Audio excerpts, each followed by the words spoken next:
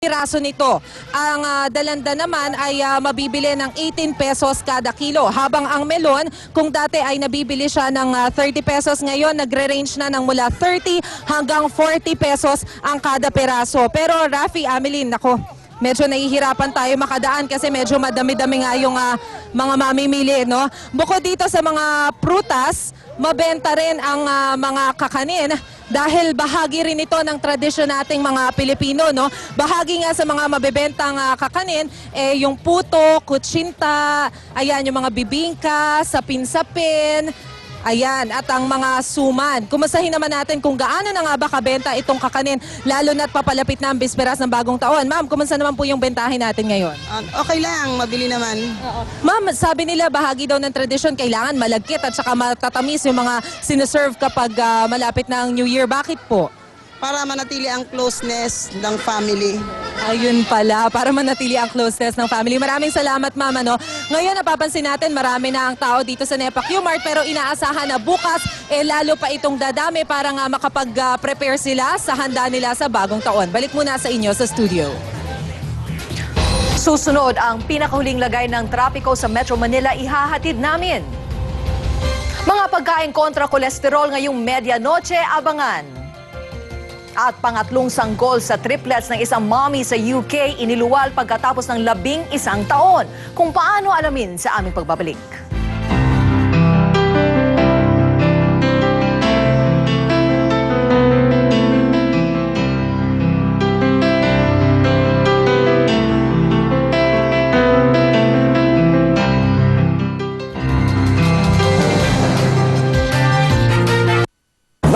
Alamin natin ang daloy ng trapiko sa Metro Manila ngayong araw. Mula sa MMDA Metro Base, nagbabalita si June Loyola. June! Saan ba yan? Rafi, Ameline, nandito ako muli sa MMDA Metro Base para ihatid ang latest traffic update sa mga pangunahing lansangan sa Kalakhang, Maynila ngayong Huwebes. Silipin natin sa kahabaan ng EDSA.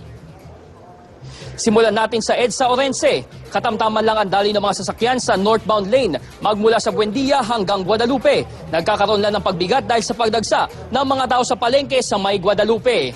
Pagdating naman sa Pituason, bumabagal na ang takbo ng mga sasakyan sa northbound lane. Mula pa yan sa White Plains area hanggang sa NEPA Q-Mart. Ayon sa MMDA, tulad sa Guadalupe, nagpapasikip din sa daloy ng mga sasakyan ang pagdagsa ng mga tao sa palengke at sa mga bus terminal. Ang southbound lane naman, moderate na ang daloy ng mga sasakyan magmula Pituason hanggang Annapolis. Sa mga dadaan naman ng C5, mabilis ang inyong magiging biyahe dahil maluwag ang north at southbound lane. Ang NLEX naman, maluwag pa rin ang magkabilang lane para sa mga magsisiuwian ngayong bagong taon. Habang sa SLEX, moderate to heavy na ang daloy ng mga sasakyan sa southbound lane. Magmula pa yan sa Sukat hanggang Alabang. Rafi, Ameline, paalala ng MMDA sa publiko, may number coding ngayong araw. Bawal sa mga lansangan ng mga pribadong sasakyan at bus na nagtatapos ang plaka sa 7 at 8. Rafi, Ameline. Salamat, June Loyola.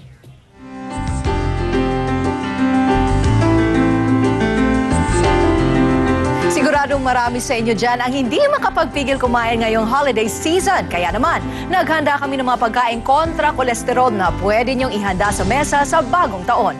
Eto, panoorin niyo. Nangunguna sa mga pagkain kontra kolesterol ang tuna. Mayaman ito sa omega-3 na nagpapababa ng LDL cholesterol na bumabara sa ating puso.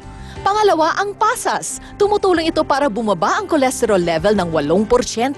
Garantisado ring hindi ka tataba kahit mahigit kalahating kilong pasas ang lantakan mo. Pangatlo, ang shiitake mushroom na nagtataglay ito ng erythrodenin na napatunayang nagpapababa rin ng cholesterol level. Pang-apat, walnuts. Taglay nito ang omega-3 fatty acids na nakabubuti sa ating puso. Mabisang pangontra rin sa kolesterol ang prutas na kiwi na puno ng vitamin C. Mainam din ang pinatuyong lemon dahil ito ay mayaman sa flavonoids na nagpapababa sa presyon. Pwede rin ang bayabas na ayon sa pag-aaral ay nakapagpababa ng presyon ng higit 18%. Pangwalo ang mani na mayaman sa vitamin E. Pangsyam ang soya. Mayaman ito sa protein, lecithin, vitamins, at minerals na mainam sa mga may sakit sa puso at may diabetes. At huli, ang oats. Inibitahan namin si Chef Francis Tolentino para magluto ng isang simple pero nutritious na ulam na tinawag na sauteed tuna with mushroom. Magsusutay po tayo ng onion and garlic.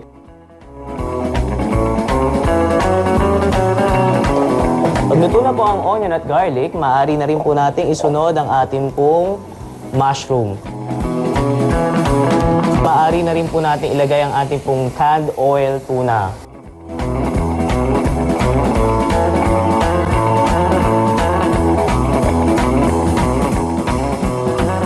Ganun lamang pong kadali, ganun lamang pong kasimple, tapos na po ang ating stir-fried tuna with mushroom. Ayan, may maihahain na kayong mura pero masustansyang pagkain sa inyong pamilya. Kainan na!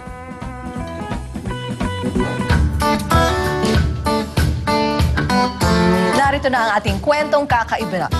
Ipinanganak ng isang ginang mula sa Britain ang pangatlo sa kanyang triplets pagkatapos ng 11 taon. Teka muna, 11 taon. 11 taon, Rafi. Paano nangyari? Alamin natin kung paano nga nangyari yan. Taong 1994 nang madiskubre ng mag-asawang sina Adrian at Lisa na hirap silang magkaanak. Kaya nagdesisyon silang sumailalim sa in vitro fertilization. Successful naman ang treatment at naipanganak ang twins na sina Megan at Bethany. Pero makalipas ang isang dekada na pag-alaman nilang may naiwan pang isang frozen embryo sa ospital. Ayun. Dahil dyan naisilan si Baby Riley sa tulong ng parehong prosesong pinagdaanan ng kanyang mga kapatid. What a pleasant surprise after 11 years. Yes. Meron palang Kaya naiwang kanina, kapatid doon. nagulat ako. Frozen embryo pala. Frozen embryo na nasa Pwede. ospital. Ayun, okay. Oo. Happy ending. Happy ending sila at Okay. talagang maganda ang kanilang 2011 yan. At yan ang kalahating oras ng Balitaang Puno ng Sahog at Tama ang Timpla. Makisalo ulit bukas alas 11:30 ng umaga dito sa Balitaang Tapat. Oh, matagal.